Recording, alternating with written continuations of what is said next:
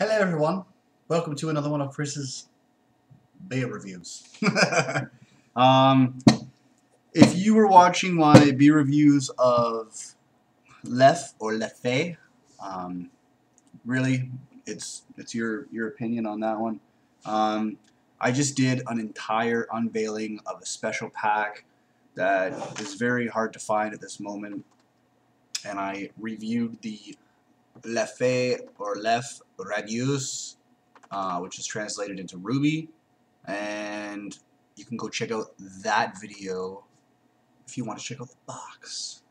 Alright, considering the fact that the Ruby was 8.2%, I'm going to be working my way down. So the last two to try on here is the Leffe Blonde and the Brune. Now, I'm not particularly a blonde fan. That's not the reason I'm saving this for last. But I'm going for the... Oh, I can't even save it for last. The Blonde is 6.6%. The Brune, aka Brown, translated, is 6.5%. These are balcony temperature, and judging by the way that they feel, the bottles say that they should be at, what was it again? 5 to 6% degrees Celsius.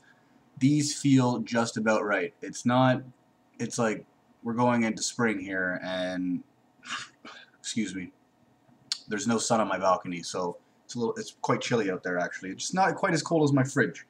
So the Blonde it is. Fortunately, I was able to check out the wonderful Leffe.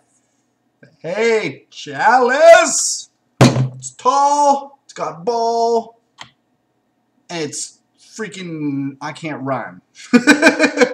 Now, if you really want to, also on the original review, there are very many instructions pertaining to how to pour this beer. If you want to get technical, check it out. I'm just going to do it straight up right now. So if you don't like the way that I'm pouring it the way that it tells me to. Some people like to pour their beers straight down into the middle. This beer wants you to pour it at the traditional 45-degree angle. Now, I've just unveiled that there is a gold cap underneath with no label. So what I'm going to do about that? Trash it. It's going in the garbage. Oh, that smells good. It's a 330 milliliter bottle. Once again, at 5 to 6%. I'm sorry, I got that wrong. 6.6% ABV. And even though this was, returned, as I once mentioned on the previous review I told you about, this only expires in October 2011. So I'm doing good. We're at April here. So according to the instructions, this is how I'm going to pour it. You're going to see, if I get a 3-finger head out of this, that's the right way to do it. So here goes. Can't touch the glass.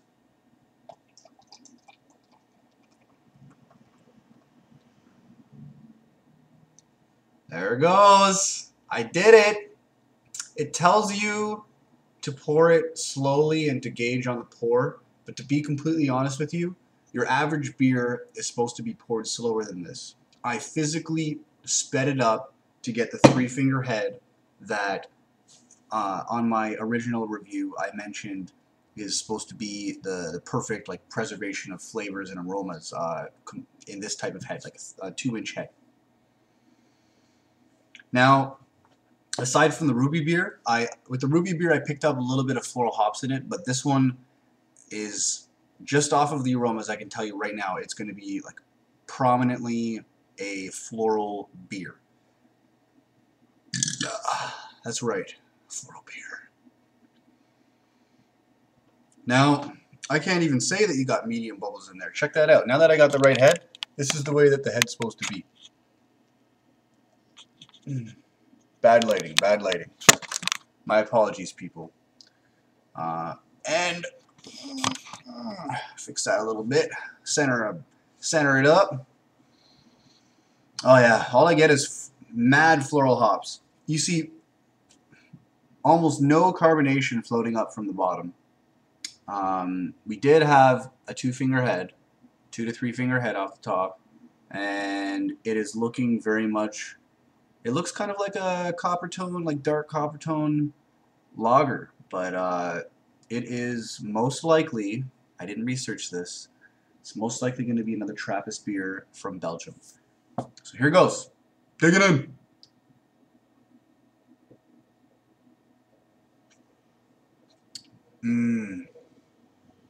That's so much smoother than the Ruby. And that's only because with the Ruby, you get like kind of like a syrupy, like a sweet taste. This tastes like a floral average lager. I can compare this to Polliner. I wouldn't compare this to Hoegaarden because unlike Polliner, this has more spices in it. Hoegaarden does not share that same attribute. There are definitely some spices floating around in this beer. I don't taste any barley. I definitely get a little bit of a weedy taste with it. There's no crisp aftertaste. Wow. You know, I realized in a beer review recently, now that I got my light set up over here, there's no more like background light. When I look at a beer, if I look at a beer, like a dark beer, not dark like a stout, but if I look at like a beer like this per se, I find that looking at the head from underneath the glass has got to be one of the most beautiful things I've ever seen. They should have a commercial where they just drop a camera in the bottom of the glass and you're just like, they're kind of like shaking it a little bit, right? And the head's kind of like twirling around, and that's your like, that'll make you want to drink anything, I tell you. You just got to get the right color. If it was a lot lighter, like your traditional extremely wheaty lager, then it wouldn't be so appealing. It's that red color that comes from beneath that gives it that golden finish. I don't really know how to explain it. Now, also, unlike the Ruby, this one has a little bit better of lace. You can tell all around the sides. This is probably Leffe or Leffe's most popular brew in Toronto at the moment. Now, I could take that back by trying the Brune. They're both almost equally available at LCBO, so I'm going to give you my personal preference. It's not really on the charts, but I believe this one is going to be better than the Brune. I didn't think I was going to like it because I'm not a big blonde fan, but because of how floral the hops are, it's orgasmic.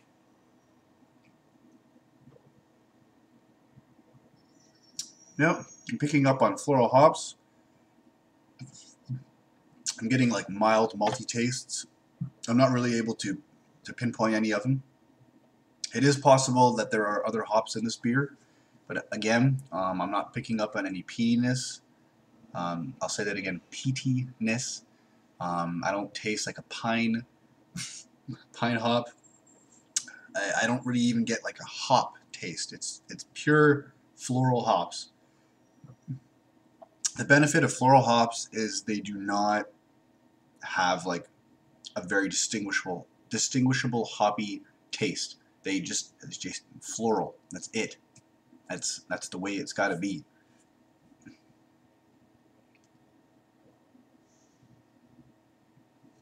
If you were to take this beer and you were to take it to somebody who said that they don't like hoppy beers,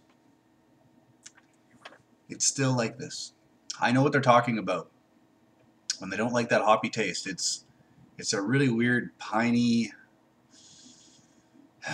really piney taste. And if you're not a fan, it's a bombshell. But if you find any floral hops significantly in a beer and you want to say, hey buddy, you do like hops, this is the one. Hoegaarden's the one. Polliner's the one. Muskoka, Summer, Visor, 2011 is another one. All great beers.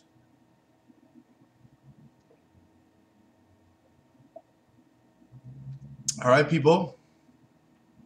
It's time for my rating.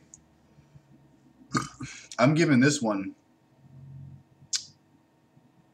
4.2 out of 5. Now, I literally am getting sick of the fact that I have to say point this and point that. So I'm probably going to end up changing my grade status to like out of 10, like all the other beer reviewers out there, or most of the other beer reviewers out there. It's nothing against them, nothing for them. It's just I'm finding that it might actually work out better. So cheers. Thanks for joining me in another one of Chris's beer reviews. Don't drink and drive, but drink responsibly. All right, people. Have a great night. Cheers.